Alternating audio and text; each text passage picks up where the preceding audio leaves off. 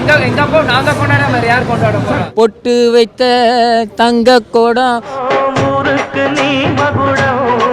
அடுத்த விஜயகாந்தை பார்த்த மாதிரி இருந்தது. விஜயகாந்த் சாரை பார்க்கும்போது உண்மையிலே கலங்கிடுச்சு. அவர் இன்னும் சாகலை, நம்ம கூட தான் வாழ்ந்துட்டு இருக்காரு. இது படைத்தலைவனே கிடையாது, தனி மனிதனுடைய போராட்டம். மொத்தத்தில் இப்போ இந்த படம் வந்து பார்த்தீங்கன்னா கேப்டன் நம்மளோட தான் இருக்கிறார். அடுத்த கேப்டனாக கண்டிப்பாக இளைய கேப்டன் வருவார். சண்முக பாண்டியனுக்கு ஒரு நல்ல எதிர்காலம் இருக்கு. ஆக்ஷன்னா இனிமேல் தமிழ் இண்டஸ்ட்ரியில் ஆக்ஷன்னா சண்முக பாண்டியன் தான். இளையராஜா உங்களை அச்சுக்க யாரும் இல்லை. ஓட்டு படத்தை விட இந்த படத்துல கேப்டனை ஏஏ முறையில் சிறப்பாக காட்டியிருக்கிறாங்க. அது மாற்றுக்கிறதே கிடையாது. ஒவ்வொரு வசனத்திலையும் தலைவர் கேப்டன் வந்துட்டு போறார். எங்கள் அப்பா அம்மாவோட தலைவர் ரொம்ப மிஸ் பண்ணுறேன் சார். புரியுங்களா? நாட்டு மக்களுக்காக உழைக்க வந்த என் தெய்வம் சார். இது வந்து அடுத்த விஜயகாந்தை பார்த்த மாதிரி இருந்தது. என்ன சொல்கிறது,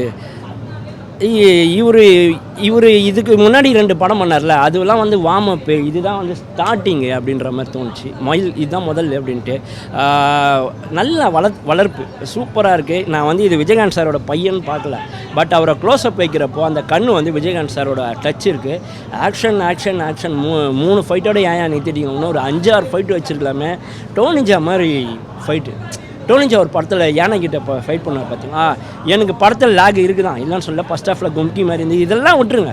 பட்டு ஃபைட்டுன்னு வந்தால் ஆக்ஷன் அர்ஜுன் போயிட்டா போல். அதுக்கப்புறம் யாருமே ஃபைட்டுக்கும் முக்கியத்துவம் கொடுக்குறதே இல்லை. எனக்கு தெரிஞ்சு லவ் போர்ஷன் பண்ணுறாரோ காமெடி போர்ஷன் பண்ணுறாரோ எனக்கு தெரியல. பட் ஆக்ஷன்னா இனிமேல் தமிழ் இண்டஸ்ட்ரியில் ஆக்ஷன்னா சண்முக பாண்டியன் தான். அது வந்து விஜயகாந்த் சார் பையன், அக்காவோட பையன் அப்படிலாம் எங்களுக்கு தேவையில்லை. ஒரு புதுசாக ஒரு பையன் வந்திருக்கான், ஒரு ஹீரோயிசம் பண்ணுறான், அவன் அடிக்கிறான் பாருங்க, கிக்கு தூக்கி ஒவ்வொரு கிக்கும் இங்கே அடிக்கிறாப்போல். அது வந்து ஹோம் ஒர்க் அவ்வளோவுக்கு பண்ணியிருக்கிறாரு. பேக் கிக் அடிக்கிறப்போ அவங்க அப்பா ஞாபகம் வருது, எல்லாருக்குமே ஞாபகம் வருது. ஏஐ பண்ணியிருக்கிறாங்க, பட் இன்னும் நல்லா பண்ணியிருந்தா இன்னும் கத்திருக்கோம் ஜனங்க அப்படின்ட்டு. செகண்ட் ஹாஃப்லாம் படம் வேறு லெவலில் எடுத்துன்னு போகிறோம். இந்த படம் ஓடுதுன்னா, ஆனால் இந்த படத்தில் அன்புன்ற டேரக்டரோட மிஸ்டேக்ஸ் நிறைய இருந்தாலும், ஆனால் சண்முக பாண்டியன்ற ஒரு உழைப்பாளியோட உழைப்பு தெரிஞ்சுது, அதை பார்க்க முடிஞ்சுது. இந்த படம் கண்டிப்பாக ஓடும். ஏன்னா இதில் யானைகளோட சாகசம் நிறைய இருக்குது. குழந்தைங்க ஸ்கூல் லீவில் இருக்காங்க, எல்லோரும் வந்து பார்க்க வேண்டிய படம். உண்மையாலுமே நல்ல படம். இது எந்த ஒரு ஆபாசமும் இல்லை. கடவுள் நம்பிக்கையிலேருந்து மனுஷனை எப்படி பார்க்கணுன்றதுலேருந்து, அதாவது என்ன சொல்கிறது, நரபலிலாம் கொடுக்கறது தப்புன்றது எல்லாமே சொல்லியிருக்காங்க. சண்முக பாண்டியனுக்கு இந்த படம் வரும் மைல்கல்லர். ஆமாம், ஃபேமிலியோடு தான் பார்க்கணும் இந்த படம். குழந்தைங்களோட எல்லாரோட பார்க்கலாம். எமோஷ்னல் கனெக்ட்னா ஒரு விலங்குக்கும் ஒரு மனுஷனுக்கும் உள்ள, விலங்கு வேறு மனுஷன் வேறு இல்லை, எல்லாமே காட்டில் இருந்தப்போ ஒன்றா தான்டா வாழ்ந்தோம் அப்படின்ற மாதிரி சொல்கிற மாதிரி இருக்கு. ஆமாம் ஆமாம் ஆமாம் ஆமாம் ஆமாம் ஆமாம். கோட்டு படத்து கோட்டெல்லாம் இங்கே எட்டுன்னு வராதிங்க. இவரு சரி,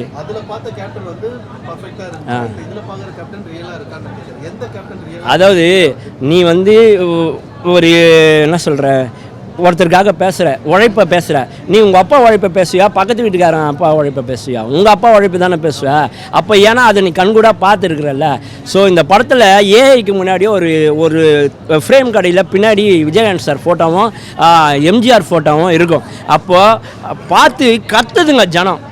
இவர் சும்மா தான் வந்து பேசுவார், கத்துதுங்க. அப்போ அது என்னது, அது ஏஐயே கிடையாது. அவ்வளோ அந்த உணர்வு அவங்க அப்பா மேலே இருக்கிற உணர்வு இப்போ அடுத்து இவர் மேலே வருது. அது ஜனங்க பார்க்குறப்ப அங்கே எம்ஜிஆருக்கு நிற்கிறா பக்கத்தில், எம்ஜிஆர் சார் பக்கத்தில் இவர் ஃபோட்டோ மாட்டுறப்போ இவங்க 2 பேருமே மனுஷங்க, மனசு வைத்த பார்த்தவங்க, சாப்பாடு கொடுத்து வாழ வச்சவங்கன்றதுனால அந்த கத்துறாங்க, அந்த ஃபீல் ஆகுது அவங்களுக்கு. நல்லா இருந்தது. ஆமாம், ஏஐ மட்டும் கொஞ்சம் நல்லா பண்ணியிருக்கலாமா. ஏஐ வந்து அந்த ஏஐயும் நல்ல இந்த ஏஐ ஏன் சொல்கிறேன்னா, செல்லில் இப்போ வர ஏஐலாம் அவ்வளோ தத்ரூபமாக இருக்குது. இதில் வந்து ஒரு கண்ணு பெருசாக இருக்க மாதிரி கொடுக்கறது வந்து இன்னும் நல்லா, அதுக்கு அம்பளி தும்பளி ஆயிடுச்சு. இருந்தாலும் இன்னும் நல்லா பண்ணியிருந்தா விஜயகாந்த் சாரே படம் ஃபுல்லாக நடிக்க வச்சுருக்கலாமே அவங்க அப்பாவா அப்படின்ற மாதிரி. அதுக்கப்புறம் பார்த்தீங்கன்னா லிங்கா யாத்ரான்னு ஒரு பசங்க இருக்கானுங்களா, அவங்க தாத்தா ஒருத்தர் இருக்கிறார்ல, அவர் நல்லா பண்ணியிருக்கிறாரு. செல்வராகவன் அவங்க அப்பா இருக்கிறாருல்ல, அவர் நல்லா பண்ணியிருக்கிறாரு. தனுஷ் இருக்காருல்ல அவங்க அப்பா, அவர் நல்லா பண்ணியிருக்கிறாரு. உண்மையாலுமே சொல்லலாம், கஸ்தூரி ராஜா அண்ணன் படத்தில் மெயின் மரியாதை கொடுத்து அவர்லாம் டவுசர் போட்டுலாம் ரொம்ப அழகாக நடிச்சிருக்கிறார். சூப்பராக இருந்தது படம். மறுபடியும் பார்க்கணுன்னு தோணுது. குழந்தைங்களோட பார்க்க வேண்டிய ஒரு நல்ல படம். எங்க அப்பா நாங்க கொண்டாட மாதிரி யார் கொண்டாட போறோம்? அது எப்படி ஒவ்வொரு காட்சியிலுமே பிறந்து 2020 கண்டிப்பாக இருக்கும். எனக்கு பாருங்க, கண்டிப்பாக இது ஒரு மிகப்பெரிய பிளாக் பஸ்டராக சண்முக பாண்டியனுக்கு இருக்கும். இந்த படம் 2025 தவிர்க்க முடியாத ஒரு படமாக இருக்கும். அந்த படம் வந்துருச்சு. இந்த படத்தை பத்தி பேசுறீங்க.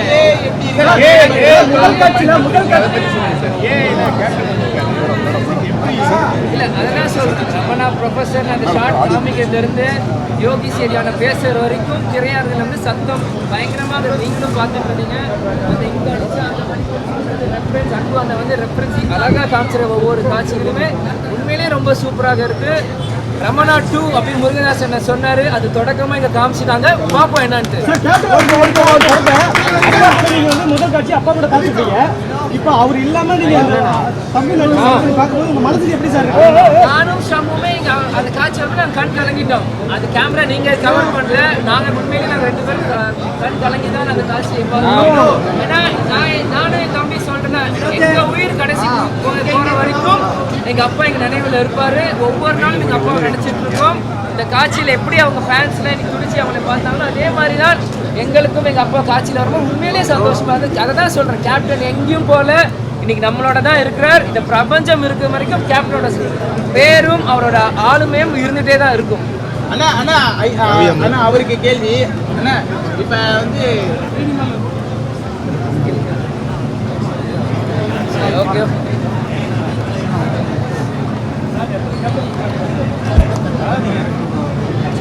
அண்ணா அப்பா வந்து நடிகராக வந்து களமிறங்கி ஒரு கலக்கிட்டாரு. ஸோ அடுத்து நீங்கள் வந்திருக்கீங்க. நீங்கள் அந்த நடிகர் சங்க எலெக்ஷனில் நிற்பதற்கு ஏதாவது வாய்ப்பு இருக்குமா? நான் ஃபஸ்ட்டு ஒரு நல்ல நடிகர் மக்கள் என்ன சொல்லட்டும், அதுக்கப்புறம் அதெல்லாம் நம்ம பார்க்கலாம். ஃபஸ்ட்டு இந்த படத்தை நீங்கள் மக்கள் எல்லாம் சேர்ந்து என்னை சப்போர்ட் பண்ணுங்கள். இந்த படம் நான் எப்படி பண்ணியிருக்கேன்னு நீங்கள் மக்களாக எனக்கு சொல்லுங்கள்.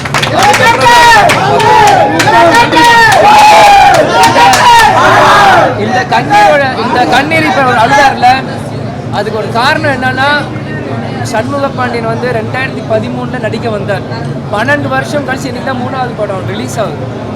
கேப்டன் உடல்நிலை சரியில்லாதப்போ எனக்கு படமும் வேணாம் எதுவும் வேணாம்,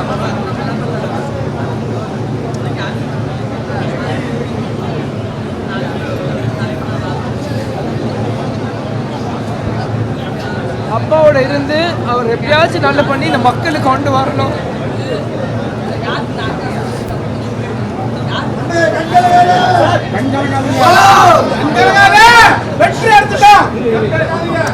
அதுதான் அவர் 8 வருஷமா போராடணும்.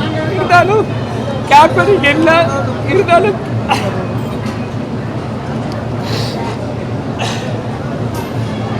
கேப்டன் உங்க சொத்து, நாங்களும் உங்க சொத்து. நான் எல்லா மேடையிலையும் சொல்றதான், கேட்பது என் உரிமை, கொடுப்பது உங்கள் கடமை.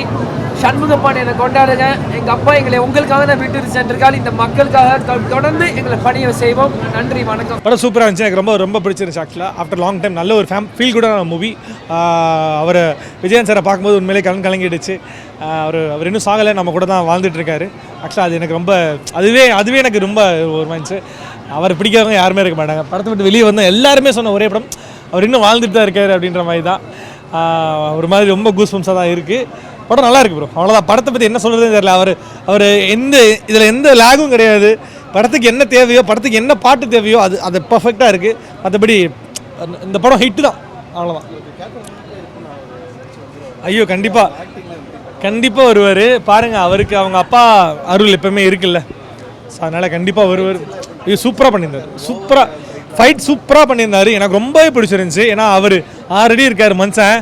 அவர் ஒரு அடி அடித்தா அடி பறந்து அதை நம்ப முடியுது. விசாலமாக இருக்காப்புல மருது. ஸோ இந்த மாதிரி படங்கள்லாம் பாண்டியராஜ் சார் படங்கள்லாம் பண்ணார்னா இன்னும் கொஞ்சம் நல்லாயிருக்கும். ஃபேமிலி சென்டிமெண்ட்டு இல்லை. கும்கி இதுக்கு சம்மந்தமே கிடையாது. நான் உள்ளே கொண்டு வருவாங்கன்னு நினச்சேன். பட் ஆனால் அது இல்லை. அது கோட்டு தான். இல்லை கோட்டு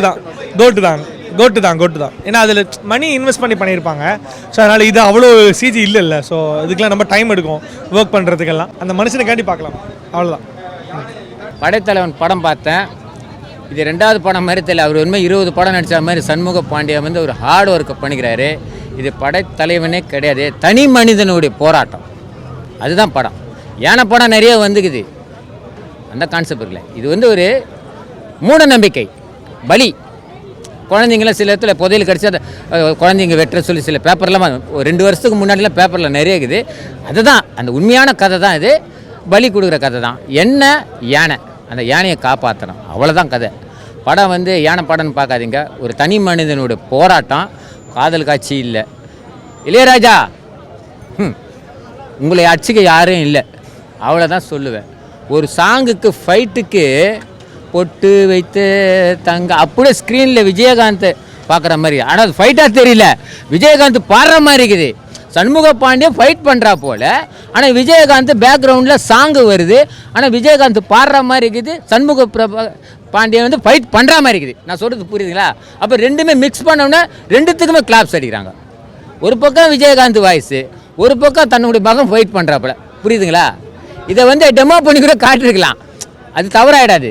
புரியுதா? சரி, அது தவறாயிடும். ஏன்னா நிறைய காப்பி ரைட்ஸில் இளையராஜா அது நிறைய படத்தில் 2-3 மாதம் நீங்கள் பார்த்தேன், என் பாட்டை எப்படி நீங்கள் என்னை கேட்காம போட்டீங்கன்னு சொல்லி கங்கை மரம்லாம் குரலை குத்தப்பற ஞாபகம் இருக்குதுல்ல? நீங்கள் கேட்டுருந்தா அந்த பாட்டை கொடுத்த நீங்கள், நான் எந்த படம் சொல்ல மாட்டேன். தயவுசெய்து இளையராஜா பாட்டை காப்பி ரைட்ஸ் இல்லாமல் வாங்கி போட்டு ஒரு பிரச்சனை வந்து. ஆனால் இளையராஜா இவர் படத்தில் போட்டோன்னு ஹைலைட் இல்லை. டேய், என் உரிமைடா, அது என் ரைட்ஸ்டா, நான் தானே அதில் போடணும், நீ போடக்கூடாதுன்னு சொல்லி தான் தகராறாச்சு. அதை இங்கே ப்ரூவ் பண்ணிட்டாரு. அதுதான் நினைக்கிறேன். ஏண்டா என் பாட்டை எவன் படத்துலேயே போடுறீங்க, நான் அடித்த மியூசிக் நான் போட்டு காட்டுறேன் பாடுறா, பொட்டு வைத்த தங்க கோடம் பூமி, அது விஜயகாந்த் பாடுற மாதிரி இருக்குது, சண்முக பிரபு ஃபைட் பண்ணுற மாதிரி இருக்குது. மேட்ச் பண்ணி காட்டலப்பா, பாட்டு தான். காது இருந்தால் விஜயகாந்த் வாய்ஸ் அந்த பாட்டு இருக்குது, இட்டு பாட்டு தான் இது. நான் சொல்கிறது புரியுதா? அதனால் வந்து படம் வந்து சூப்பராக இருக்குது, குடும்பமாக வந்து பார்க்கலாம். ஒரு தனி மனிதனுடைய போராட்டம். ஐயோ, எனக்கு அழையே வந்துடுச்சு. ஓட்டில் கூட காமிச்சிருப்பாங்க, அது அவ்வளோ இல்லை ரயிலில் ஃபைட் பண்ணுறதுலாம். ஆனால் சிஸ்டமில் உட்காந்து அந்த ஆப்ரேட் பண்ணி ரமணா, புரியுதுங்களா? இங்கே அடித்தா அங்கே வலிக்கும். யோகியா அவர் பேர் ரமணாவில் அடிச்சார், யோகி சேதா அவர் பேர்னா யோகி.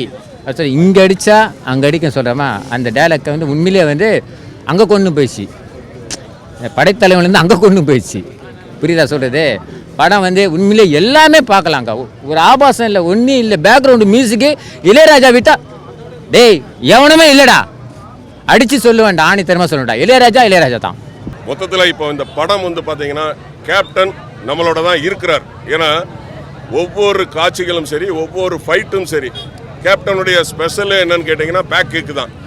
தம்பி சண்முக பாண்டியன் வந்து இதில் சிசர் கிக் பண்ணுறாரு. இது சினிமாவில் வந்து ஒரு புதிய ஒரு ஃபைட்டை வந்து தம்பி சண்முக பாண்டியன் கொண்டு வந்திருக்கிறாரு.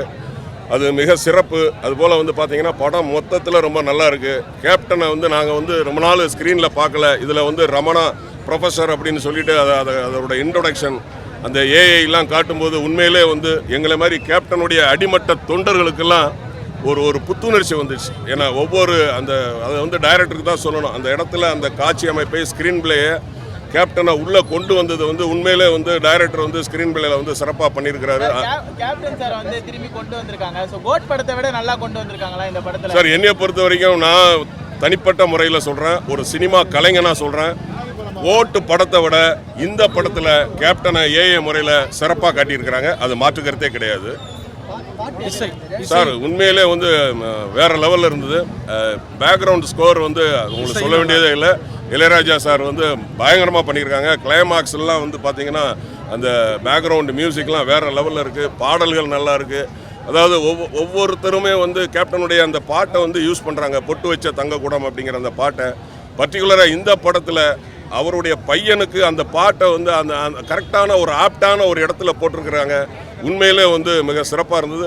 டோட்டலாக ஓவராலாக பார்த்தீங்கன்னா ரொம்ப நாளுக்கு பிறகு நம்ம வந்து ஒரு பெட் அனிமல் அதோட சப்ஜெக்டை வந்து ரொம்ப நாளுக்கு பிறகு நம்ம வந்து ஸ்க்ரீனில் பார்க்குறோம். சிறப்பாக இருக்குது. நிச்சயமாக கிடையாது. கும்கி வந்து வேற கதை, இது வேற கதை. ஒரு யானைக்கும் ஒருத்தருக்கும் உள்ள ரிலேஷன்ஷிப்பு தான் இது. நீங்கள் படம் பார்த்தாலே தெரியும். அந்த கதை வேற, இந்த கதை வேற. சூப்பர் படம், சூப்பர். படத்தில் கேப்டன் வந்தார், அழுதோம், ரசித்தோம் கேப்டனை. படம் நல்லா இருந்தது. அடுத்த கேப்டனாக கண்டிப்பாக இளைய கேப்டன் வருவார். சண்முக பாண்டியனுக்கு ஒரு நல்ல எதிர்காலம் இருக்குது. கேப்டன் போடுற ஃபைட் மாதிரியே சண்முக பாண்டியன் ஃபைட் பண்ணாரு. 2 ஃபைட் இருந்தது, 2 ஃபைட்டும் செமையாக இருந்தது. சூப்பர் சாங் நல்லா இருந்தது. அதாவது ஒரு படத்தை போயிட்டு ஒரு குடும்பத்தில் இருக்கிறவங்க அருவருப்பாக பார்த்துட்டு வரதும் உண்டு. அந்த மாதிரி வந்து கேப்டன் எப்படி ஒவ்வொரு படத்தில் இருந்தாரோ அதே மாதிரி சண்முக பாண்டியன் அந்த எந்த ஒரு சீனும் இல்லாமல் குடும்பத்தோட பிள்ளைகளோட போய் பார்த்துட்டு வரலாம். கண்டிப்பாக இருக்கு, நல்லா இருக்கு, சென்டிமெண்ட்லாம் இருக்கு.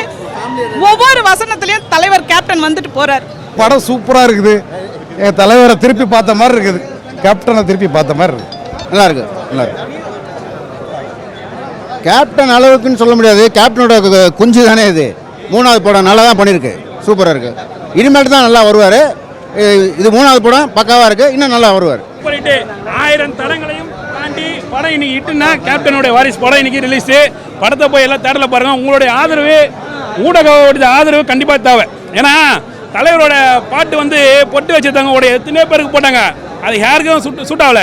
ஆனால் இந்த படத்தில் போய் பாருங்க, எங்கெல்லாம் அப்படியே புல்லரிக்குது. புரியுங்களா? பெற்றவங்க செஞ்ச புண்ணியம் தான் பிள்ளைகளை வந்து அந்த பாட்டில் வந்து யாருக்கும் கிடையாது, கேப்டனோட வாரிசு தான். புரியுது? அதான் சொல்கிறேன் சார், புல்லரி சார் உடம்பு. கேப்டனை மறுபடியும் பார்த்த ஒரு புல்லரிப்பு. புரியுங்களா சார்? எங்கள் தலைவரை நான் சொல்கிறேம்மா, எங்கள் அப்பா அம்மாவோட தலைவரை ரொம்ப மிஸ் பண்ணுறேன் சார். புரியுங்களா? நாட்டு மக்களுக்காக உழைக்க வந்த என் தெய்வம் சார் அது. ஸோ மக்கள் பசினிக்கு சொன்னவங்களுக்கு சோறு போட்ட தெய்வம் அது. அப்படியே போட்ட தெய்வத்தை நம்ம இழந்துட்டோமே. இன்னைக்கு திரையில் பார்க்கும்போது உடம்புலாம் புல்லரிக்குது. இந்த மாதிரி தலைவரை சார் கண்டிப்பாக சார் அந்த இடத்த கண்டிப்பாக பிடிப்போம். Double captain.